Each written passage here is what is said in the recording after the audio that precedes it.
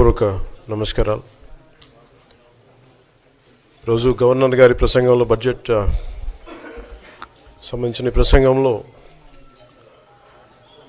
Governor గారు ప్రసంగిస్తున్నప్పుడు గత ప్రభుత్వంలో ఉన్న నాయకులు, వారి సభ్యులు చాలా హుందాగా గవర్నర్ గారు ప్రభుత్వం తరపున ఆయన సందేశాన్ని తీసుకెళ్తున్నప్పుడు వారు చేసింది ఏమాత్రం సబూబుగా లేదు.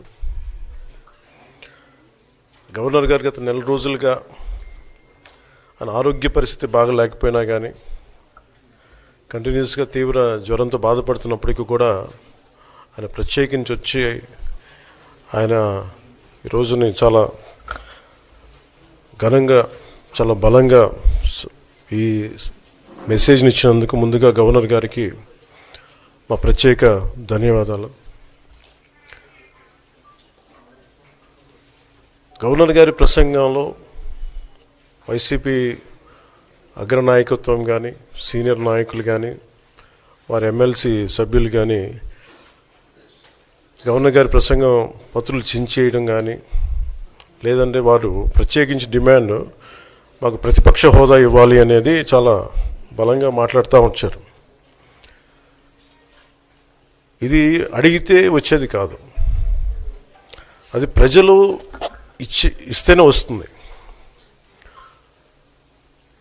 బేసిక్గా ఒకటి హయ్యెస్ట్ మెజారిటీ ఎవరికి ఉంది వాళ్ళు ప్రభుత్వం ఫామ్ చేస్తారు. వాళ్ళకంటే నెక్స్ట్ స్టేజ్ ఎవరికి ఉంటే వాళ్ళకి ప్రతిపక్ష హోదా ఇస్తారు.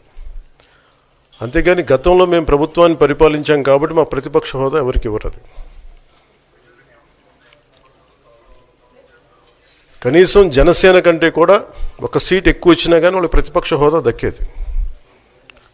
ఈ రోజున ప్రభుత్వంలో సెకండ్ లార్జెస్ట్ పార్టీ జనసేన. దాన్ని ప్రజల దృష్టికి తీసుకొద్దాం. వైసీపీ నాయకులు వాళ్ళు చేస్తుంది ఏంటంటే మాకు ప్రతిపక్ష హోదా ఇస్తే తప్ప మేము అసెంబ్లీలో అడుగు పెట్టాం, లేదంటే ప్రసంగాలను అడ్డుకుంటాం అని. ఇది సరైన మెసేజ్ బయటికి వెళ్దాం.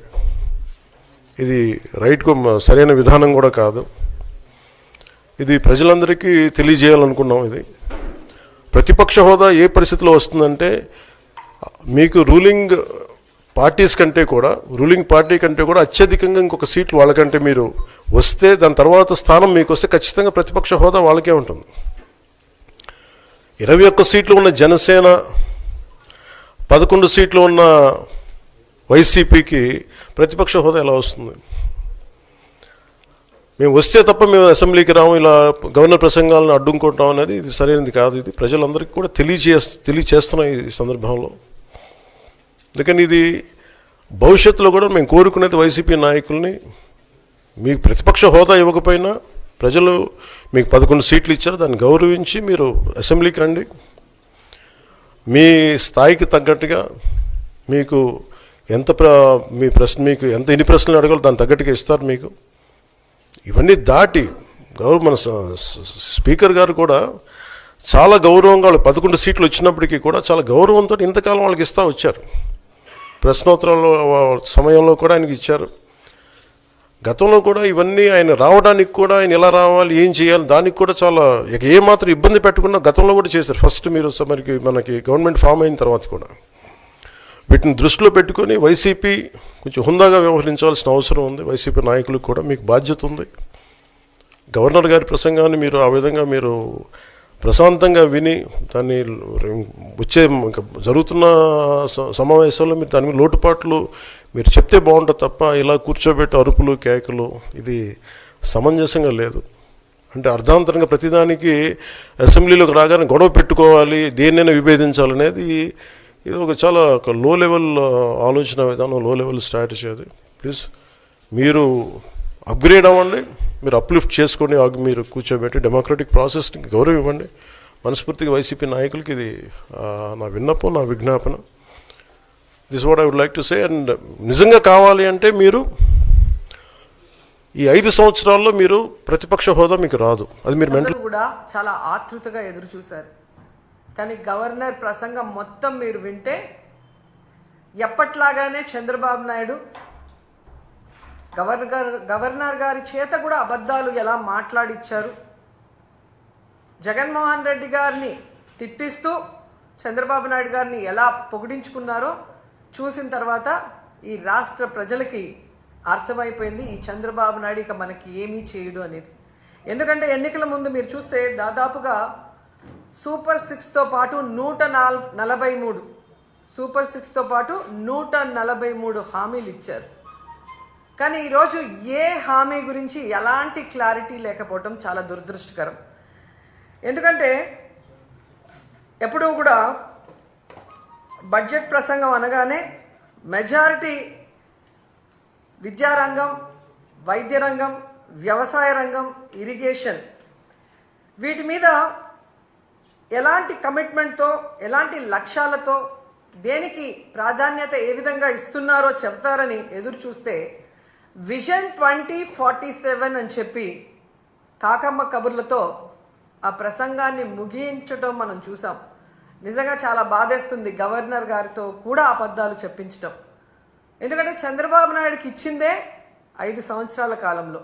సో తాను ఎన్నికల్లో ఏదైతే ప్రామిస్ చేశారో ఈ 5 ఏళ్ల కాలంలో తాను ఎలా అవన్నీ ఫుల్ఫిల్ చేస్తానని చెప్పమంటే 2047లో ఏదో చేయబోతానని చెప్పటం, ఇప్పుడు నేను ఏమీ చేయనన్నది ఇండైరెక్ట్గా స్పష్టంగా చెప్పడం అనేది రాష్ట్ర ప్రజలందరూ కూడా గమనించారు. ఎంత దురదృష్టకరం అంటే గవర్నర్ గారు చదివేటప్పుడు అస్సలు లిక్కర్ రేట్లు పెంచము అన్నట్టుగా చెప్పించారు. మీకు చూస్తే తెలుసు ప్రతి బాటిల్ మీద ఈరోజు రేట్లు ఎలా పెంచారో పేపర్లలో వాళ్ళ స్టేట్మెంట్లే మీరు గమనించవచ్చు.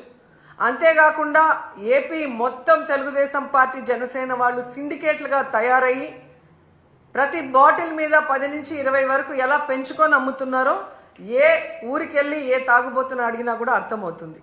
ఈ విధంగా లిక్కర్లో ప్రజల్ని దోచుకొని జలగల్లా రక్తాన్ని పీల్చేస్తుంటే అసలు రేట్లు పెంచము అని చెప్పడం ఒకసారి మనం అర్థం చేసుకోవాలి. అబద్ధాలలో పరాకాష్ట. అలాగే విద్యుత్ ఛార్జీలు ఎన్నికల్లో స్పష్టంగా చెప్పారు, మేము అధికారంలోకి వస్తే 5 సంవత్సరాలు విద్యుత్ ఛార్జీలు పెంచము అని ఘంటాపథంగా చెప్పిన వాళ్ళు అధికారంలోకి రాగానే 15,000 కోట్లు విద్యుత్ ఛార్జీలు పెంచడమే కాకుండా ఇంకా భారాన్ని పెంచే దిశగా ప్రణాళికలు తయారు చేస్తూ గవర్నర్ గారి చేత విద్యుత్ ఛార్జీలు పెంచలేదు అన్నట్టుగా మాట్లాడించడము చాలా సిగ్గుచేటు చంద్రబాబు నాయుడు గారని ఈ సందర్భంగా తెలియజేసుకుంటున్నాను. అండ్ ఈరోజు మీరు ముఖ్యంగా చూస్తే చాలామంది మహిళలు చంద్రబాబు నాయుడు వస్తే ఇంట్లో ఎంతమంది ఉంటే అంతమంది మహిళలకి 1500 ఇస్తారు అన్నారు. ఆ 1500 ఇస్తారేమో అని ఆతృతగా ఎదురు చూస్తే దాని ప్రస్తావనే లేదు. అలాగే మీరు చూస్తే రైతు భరోసా గురించి ప్రస్తావనే లేదు, ఫ్రీ బస్సు గురించి ప్రస్తావనే లేదు. అమ్మఒడి జగనన్న ఇస్తూ ఉన్నారు, మేము తల్లికి వందనం ఇస్తాము అని చెప్పి గొప్పగా ప్రచారం చేసుకున్నారే కానీ ఈ రోజుటి వరకు 9 నెలలు అవుతుంది, ఒక్క పైసా ఇవ్వలేదు తల్లికి వందనం. కనీసం జగనన్న ఇస్తున్న ఆ అమ్మఒడిని కూడా కంటిన్యూ చేయకుండా ఈరోజు ఎగ్జామ్స్ కూడా వచ్చేసాయి. అంటే ఏ విధంగా పిల్లల్ని మోసం చేశాడో అనేది మనం కళ్ళారా చూడాలి. అంతేకాకుండా మీరు చూస్తే రైతన్నలకి అన్నదాత సుఖీభవ 20,000 ఇస్తాము అన్నారు. వాళ్ళకి అలాగే చంద్రబాబు నాయుడు కరువు కవల పిల్లలు అంటారు. ఆయన రాగానే ఎలా కరువు వచ్చి అందరూ అల్లాడిపోతున్నారో మనం చూస్తున్నాం. గిట్టుబాటు ధర లేదు, అలాగే పెట్టుబడి సహాయం లేకపోతే ఆ రైతులు ఏమవ్వాలి? కనీసం గవర్నర్ గారి ప్రసంగంలో రైతు భరోసా ఇస్తాము అన్న భరోసా కూడా ఇవ్వకుండా చేశారు అంటే రైతన్నలు ఏ విధంగా మోసం చేస్తున్నారో